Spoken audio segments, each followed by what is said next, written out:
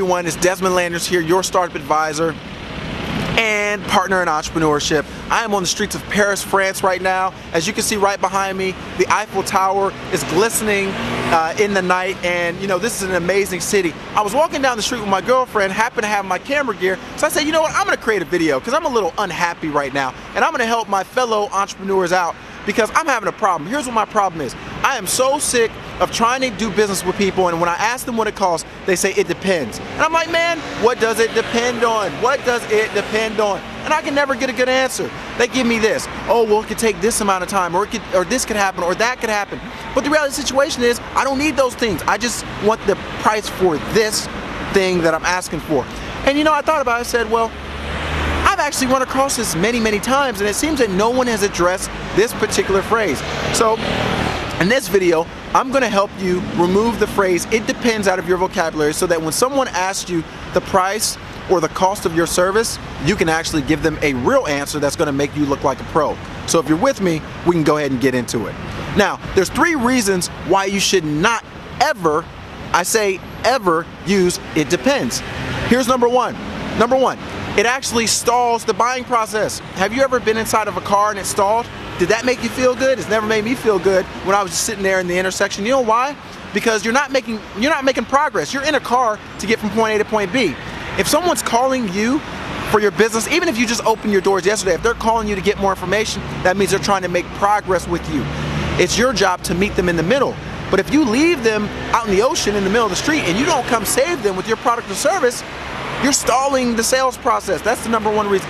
Number 2, you build up a level of anxiety when someone does not know what the price of your product or service is. Anytime a human being in anything that they do does not know what they're getting themselves into, it builds up a level of anxiety. Anxiety does not get people to buy from you.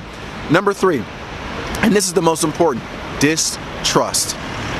People know when you're trying to get the maximum profits out of them. You know how they know? When you start asking things like, oh, well, what's your budget? Oh, well, how many employees do you have? Oh, what car do you drive? Oh, how much revenue do you have?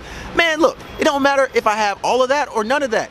You should have one single price for me and every other Joe Schmo around the corner. It should not matter, because when you ask me that question, now I'm thinking you're trying to get more money out of me, and I don't want to pay you any more money than I have to. So I'm going to give you 5 tips that's going to help you actually never use the phrase "it depends" again.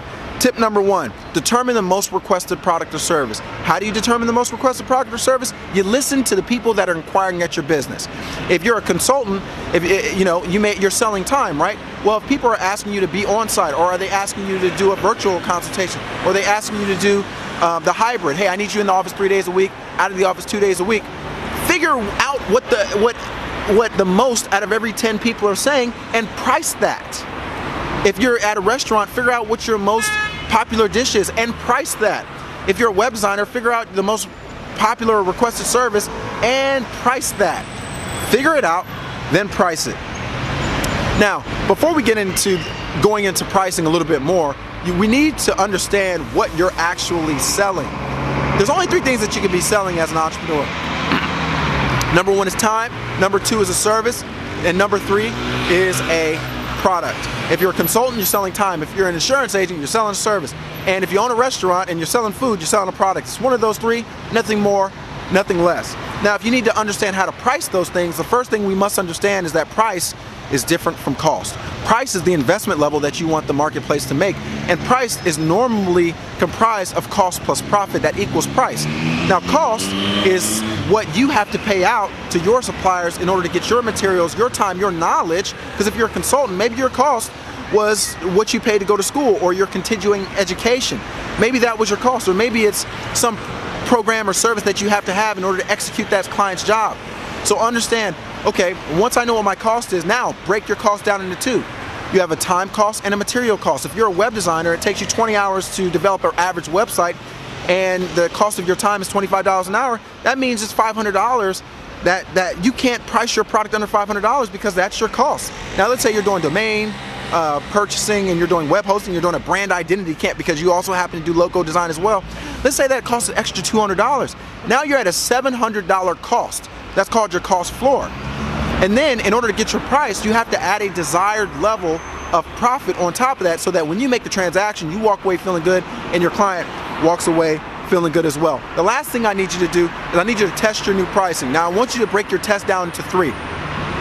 Test number 1 is going to be with one price, test number 2 is going to be with a second price, and test number 3 is going to be with a third price.